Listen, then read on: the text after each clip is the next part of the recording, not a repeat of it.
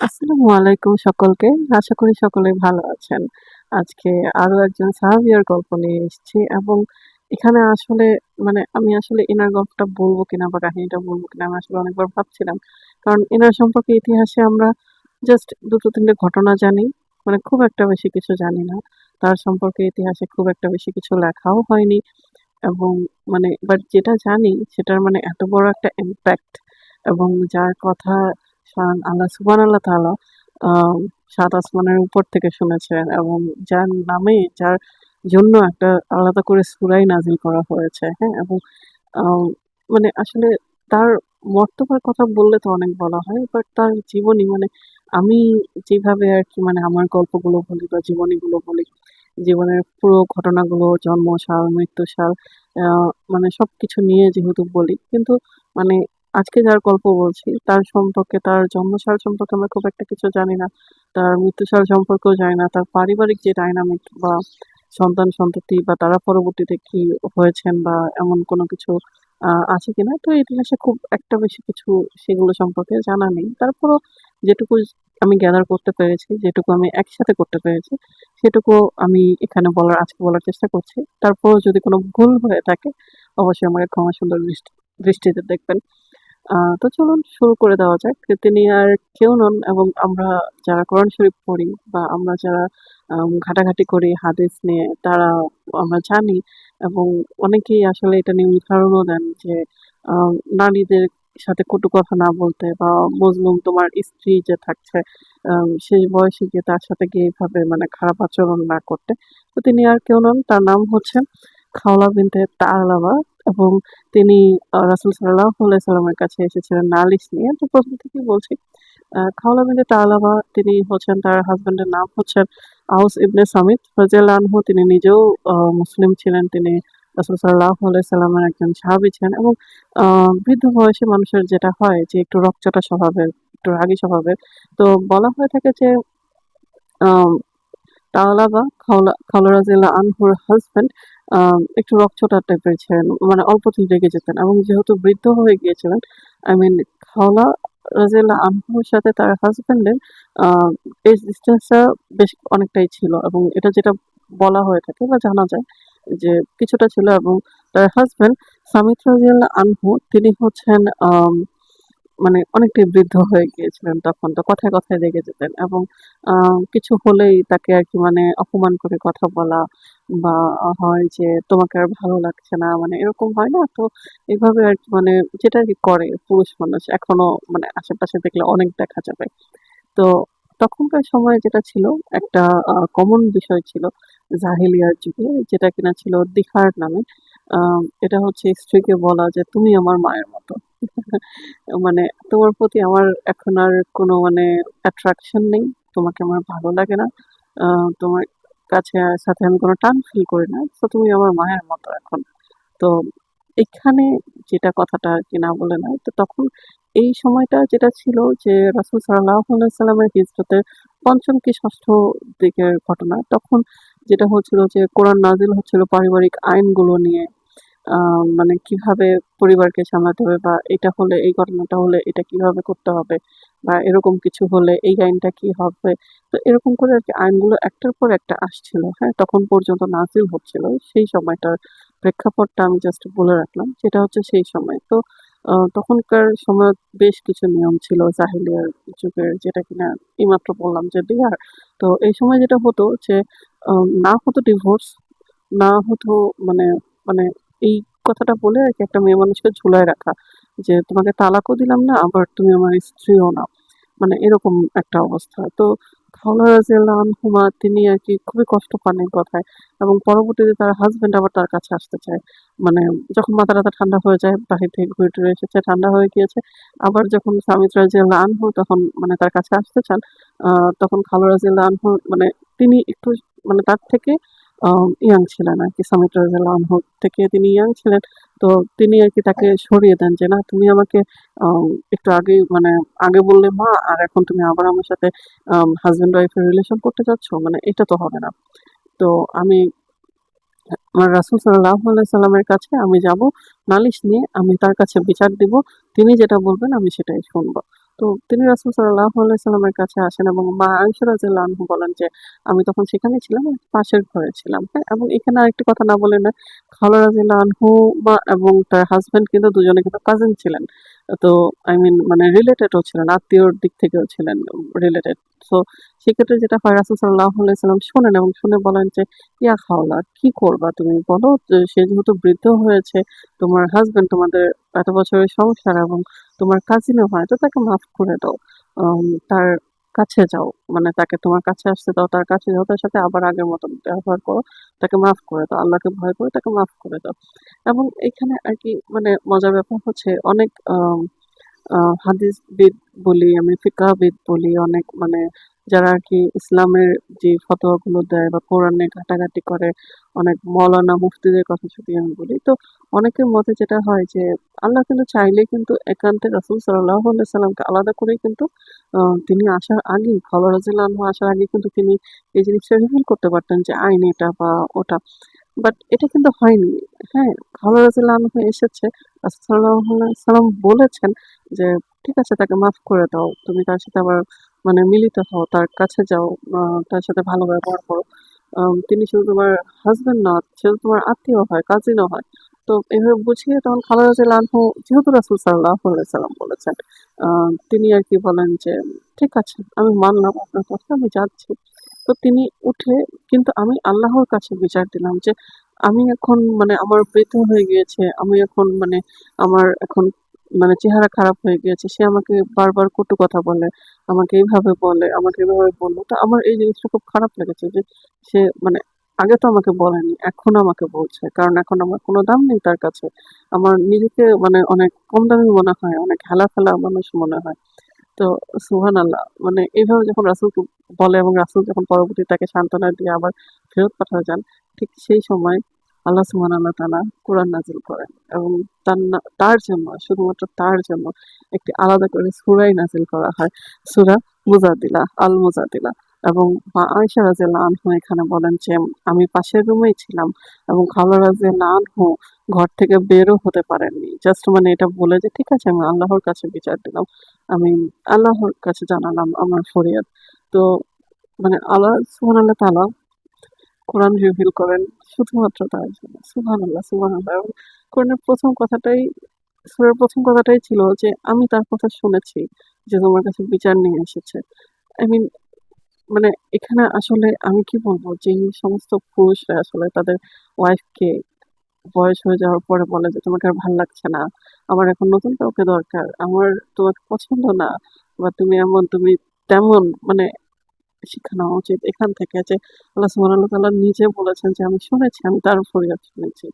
হ্যাঁ? এবং এখানে যেটা হয় যে, এখানে শাস্তির কথা বলা হয় হাসব্যান্ডকে যে, আম এক তো কঠোরভাবে নিষেধ করা হয় যে উল্টাপাল্টা কথা না বলার। আমি পুরো সূরাতে যাচ্ছি না বা পুরো আ মর্মার্থটাও বলছি না। বাট আমি জাস্ট একটা সারমর্মটা বলছি যে কঠোরভাবেই নিষেধ করা হয় যেন এইভাবে যেন আ এমন করে যেন কথা না বলা হয় যেটা কিনা তার মনে কষ্ট দেয়।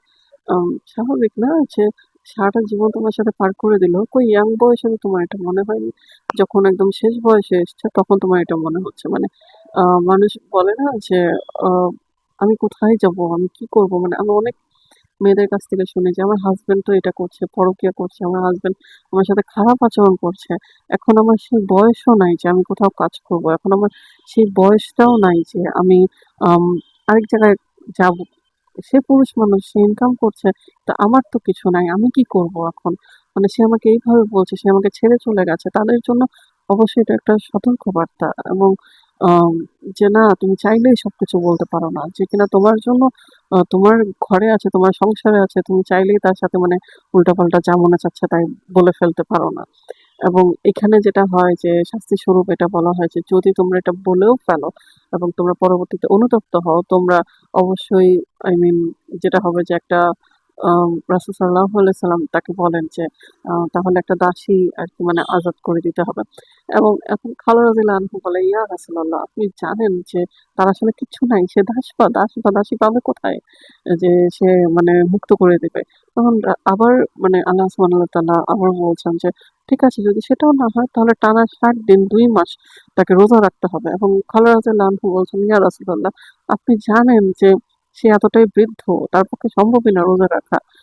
ফরজ রোজাটাও তার জন্য কষ্ট হয়ে যায়। সে এতটাই বৃদ্ধ তখন সেই সময়ে। তো রাসূল সাল্লাল্লাহু আলাইহি সাল্লামের কাছে আবার কোরআন রিভিল হয় যে ঠিক আছে, তাহলে ৬০ জন মানুষ খাওয়াতে হবে। এবং তখন রাসূল সাল্লাল্লাহু আলাইহি সাল্লাম বলেন যে, আমার কাছে এরকম খাবার আছে, এই যে ৩০ জনের মতো হবে। তো খালা রাদিয়াল্লাহু আনহু বলেন যে, ওকে ফাইন, আমি ৩০ জনকে খাওয়াতে পারবো। তো এভাবে দুজনে মিলে আরকি এই জিনিসটা সর্ট আউট করেন যে আম তারা ৬০ জনকে খাওয়াবে এবং তারপরে খালা রাদিয়াল্লাহু আনহা আবার আম তার সাথে আরকি হাসব্যান্ড ওয়াইফ হিসেবে থাকবে। তার আগে পর্যন্ত নয়। তো যাই হোক, এরপরে যেটা বলা হয় যে হাদিসবিদরা বা আমি যেখান থেকে পড়েছি, আমি রেফারেন্সটা দিয়ে দেব অবশ্যই তার জীবনের ঘটনাটার জন্য, যেখান থেকে আরকি আমি পড়েছি। এবং অবশ্যই আমাদের ইন্টারনেট তো আছেই, আপনারা চাইলেও সেখান থেকে বের করে নিতে পারেন। আ তো যেটা হয় যে বলা হয়ে থাকে সামিদ রাদিয়াল্লাহু আনহু এরপরে তিনি কিভাবে কথা বলবেন এবং কতটুকু কথা বলবেন, তিনি মানে যতটা দিন আল্লাহ তাকে হায়াতে রেখেছিলেন, তিনি এটুকুটা খেয়াল রেখেছিলেন তার কোনো কথায় তার স্ত্রী যেন কষ্ট না পায়। তিনি যেভাবে আগে কষ্ট দিয়েছিলেন, তিনি মোট কথা তার পুরো মানুষটাই চেঞ্জ হয়ে গিয়েছে তার কথাবার্তার ক্ষেত্রে, যে যেন আমার স্ত্রী যেন কষ্ট না পায়। আল্লাহ সুবহানাহু ওয়া তাআলা শুনেছেন এবং তিনি বলেছেন যে, আমি শুনছি, আমি আর কেউ শুনুক, মানে এটা থেকে তো এটাই বোঝায় না যে আর কেউ শুনুক আর না শুনুক, মজলুম যখন যে অত্যাচার হচ্ছে সে যখন আল্লাহর কাছে ফরিয়াদ জানায়, তখন আল্লাহ সুবহানাহু ওয়া তাআলা সেটা সঙ্গে সঙ্গে শোনেন এবং তিনি শুনতে পান, তিনি সবকিছু দেখছেন। তো যখন তিনি শুনছেন এবং এই ফরিয়াদ, এই আর্তনাদ, সেখানে মানুষ হিসেবে আমরা যদি মানে খারাপ ব্যবহার করি, তাহলে মানে সেইটার আসলে মানে কি পরিমাণে শাস্তি হতে পারে দুনিয়াতে এবং আখিরাতেও। সো যাই হোক, এই ছিল মানে তার ১ম ঘটনা। পরবর্তী যেটা হয় যে এটা নিয়ে কিছুটা আম মতভেদ বলবো আমি, বীরত্ব না, মতভেদ। আমি একেকটা জায়গায় একেকটা পড়েছি। খুব আগে একবার পড়েছিলাম যে ওমর রাদিয়াল্লাহু আনহুর যে ঘটনা, রাসূল সাল্লাল্লাহু আলাইহি সাল্লামের আম ইন্তেকালের পরে যেটা হয় যে ওমর রাদিয়াল্লাহু আনহু যখন খলিফা হন, তিনি একবার মানে আর্মি নিয়ে যাচ্ছেন। তো তখন খালা রাদিয়াল্লাহু আনহু হাত দেখায় তাকে নেমে আসতে বলেন এবং ওমর রাদিয়াল্লাহু আনহু তার সব পুরো আর্মিকে আরকি থামিয়ে দেন। থামিয়ে দিয়ে তার কথা শোনেন। আ এটা একটা ঘটনা, মানে তিনি যতক্ষণ কথা বলেন তিনি চুপচাপ শোনেন এবং এটা একটা ঘটনা। এবং আরেকটা ঘটনা যেটা হয় যে ওমর রাদিয়াল্লাহু আনহু একদিন মসজিদে বসেছিলেন। তার সাথে তার মানে আরো সহচর যারা ছিল তারাও ছিল আরকি। আম তো এখানে যেটা হয় যে খালা রাদিয়াল্লাহু আনহু আসেন এবং এসে আরকি বলেন, আ ইয়া ওমর, আমি তোমাকে তখন থেকে চিনি যখন কিনা তুমি ছোট ছিলে এবং তুমি আল্লাহকে ভয় করো। তুমি যে খলিফা হয়েছো সেটার জন্য আল্লাহকে ভয় করো এবং সেই অনুযায়ী কাজ করো। তো এভাবে তিনি আরকি বলছিলেন। তো ওমর রাদিয়াল্লাহু আনহু আরকি যার সাথে কথা বলছিলেন বা যাদের সাথে কথা বলছিলেন, তিনি তার কথা থামিয়ে দিয়ে খালা রাদিয়াল্লাহু আনহুর আরকি কথা শুনছিলেন এবং আ যতক্ষণ পর্যন্ত না তিনি বলে তারপরে চলে যান, ততক্ষণ পর্যন্ত কিন্তু তিনি সেখানেই ছিলেন এবং তার পাশে ওমর রাদিয়াল্লাহু আনহুর পাশে যিনি আরকি ছিলেন, তিনি বলছেন যে, "তুমি কুরাইশের একজন লোককে ফেলে দিয়ে তুমি বৃদ্ধ মহিলার কথা শুনছো এবং এই বৃদ্ধ মহিলা তোমাকে এইভাবে বলল। আ তুমি" মানে তিনি আরকি একটু ফ্রাস্ট্রেটেড হয়ে বলছেন। কারণ স্বাভাবিক না? তিনি এতক্ষণ ধরে অপেক্ষা করছেন, ওমর রাদিয়াল্লাহু আনহু তাকে কিছুই বলছেন না, শুধু শুনেই যাচ্ছেন এবং তিনি আবার ওমর রাদিয়াল্লাহু আনহুকে এভাবে মানে একটু গম্ভীর গলায় ধমকি দিয়ে কথা বলছেন। অথচ একজন বৃদ্ধ মহিলা, আ এবং যিনি কিনা অর্ধেক পৃথিবীর বাদশা, যিনি কিনা তখন শাসন করছেন, আ যিনি, এবং যার কথা কিনা বলা হয়েছে যে শয়তানও তাকে ভয় পায়। হ্যাঁ? তো মানে যেটা হয় যে বলে, তো উমর রাদিয়াল্লাহু আনহু কে তখন বলে, "তুমি কি চেনো না? ইনি কে? মানে আমি কেন শুনবো না? যার কথা আল্লাহ সুবহানাহু ওয়া তাআলা ৭ আসমানের উপর থেকে শুনেছেন এবং যার কথা শুনে আল্লাহ সুবহানাহু ওয়া তাআলা মানে কোরআনের সূরা নাযিল করে দিয়েছেন। আমি তার কথা শুনবো না? আল্লাহর কসম, মানে উনি যদি সকাল থেকে রাত পর্যন্ত আমার সাথে কথা বলে, আমি চুপচাপ শুনবো। শুধু নামাজের সময়টা ছাড়া। এমনকি নামাজটা পড়ে ফরজ নামাজটা আদায় করে এসে আমি আবার তার কাছে বসে আমি শুনবো, যতক্ষণ না মানে তিনি কথা বলে তৃপ্ত হন বা তিনি মনে করেন যে ঠিক আছে কথা শেষ। আমি আমি কখনোই তাকে বলতে পারবো না। কারণ আল্লাহ শুনেছেন যার কথা, আল্লাহ যাকে সম্মানিত করেছেন।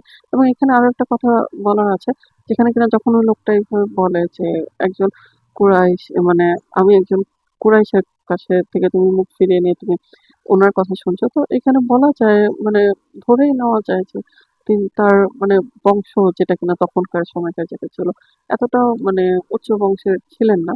আমি মানে কোনো খারাপ কিছুর দিক থেকে বলছি না, জাস্ট একটা আইডিয়ার দিক থেকে বলছি যে ছিলেন না হয়তো, এবং তার উপরে তিনি বৃদ্ধ ছিলেন।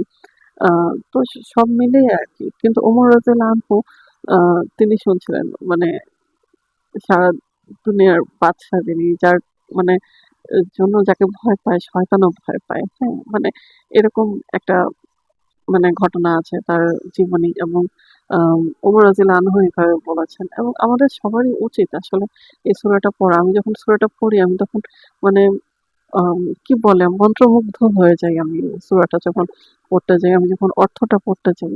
আমাদের সবারই উচিত অর্থটা মানে জেনে, জেনে পড়া কোরআনের। কিন্তু এই সূরাটা আমি অবশ্যই রেকমেন্ড করব যে প্লিজ, যদি আপনারা শুনে থাকেন আমার এই জীবনীটা, আরেকবার গিয়ে পড়বেন এবং এটা অনুভব করার চেষ্টা করবেন যে জাস্ট ওই মানে জাস্ট এখনকার তুলনায় এখন যত কিছু হচ্ছে, আমি যদি বলি সামান্য কথাই বলা যায় যে আল্লাহ সুবহানাহু ওয়া তাআলা যখন শুনেছেন, তো এখন এত চারিদিকে এত, এত কিছু হচ্ছে।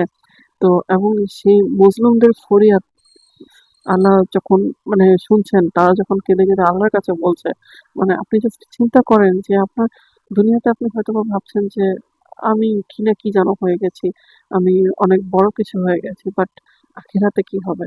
একটু জাস্ট চিন্তা করেন যে যখন আল্লাহর সামনে দাঁড়াবো, তখন আমি মানে কি বলবো? মানে এটার কি বিচার হিসাব দেব আমি? যে এটা তো আমার কন্ট্রোলে ছিল। আমার মুখ আমার কন্ট্রোলে ছিল। আমার আচরণ, আমার চরিত্র আমার কন্ট্রোলে ছিল। কিন্তু আমি সেটাকে কন্ট্রোল করতে পারিনি। আমি পারিনি। আমি মানে জাস্ট পারিনি। তো এটার আসলে মানে কোনো হিসাব দেওয়ার নাই। যদি আমরা এই জিনিসটা চিন্তা করি না, মানে আমরা উপরে গিয়ে আমরা হিসাব দিব, তাহলে মানে অনেক কিছু বলা থেকে, অনেক কিছু করা থেকে আমরা নিজেদেরকে কন্ট্রোল করে রাখতে পারবো। আম যেটা কিনা আমরা চিন্তা করি না সাধারণত। তো আমি অবশ্যই বলব যে আমি রেকমেন্ড করব যে প্লিজ সূরাটা পড়বেন, এবং আমি কোথা থেকে পেয়েছি তার জীবনীগুলো সেই রেফারেন্সটা আমি দিয়ে দেওয়ার চেষ্টা করব আমার ডেসক্রিপশন বক্সে। এবং আমার আম অন্যান্য জীবনীগুলো আমার চ্যানেলের আম অবশ্যই প্লিজ শুনবেন। শুনে অবশ্যই ভালো লাগলে আমাকে জানাবেন, এবং আমাকে কমেন্ট করে জানাবেন যে যদি আপনাদের মনে হয়ে থাকে যে আমি অন্য আর কারো জীবনী বলতে পারি, তাহলে অবশ্যই আমাকে জানাবেন। এবং আরো একবার, আমার যদি কোনো ভুল হয়ে থাকে আমাকে অবশ্যই ক্ষমা সুন্দর দৃষ্টিতে দেখবেন। আশা করছি ভালো লেগেছে। আসসালামু আলাইকুম।